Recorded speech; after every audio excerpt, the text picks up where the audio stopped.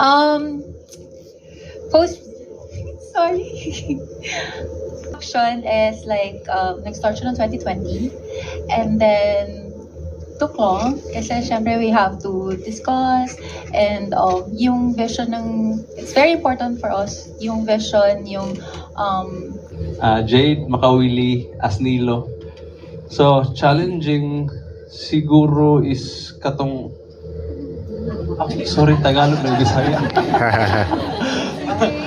Yung challenging part siguro is aside from riding a boat, since it's my first time. So, nag-shoot kami.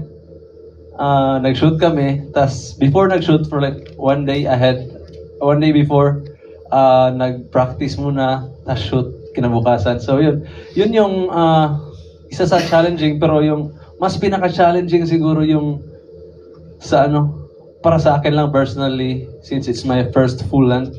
I've been doing short films, but full length is different, and yeah, nag-overthink lang ko at that time nga, grabe yung full length. So yun,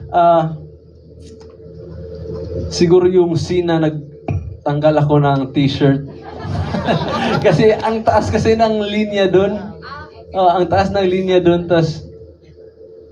So yeah, and I hope you enjoy the film.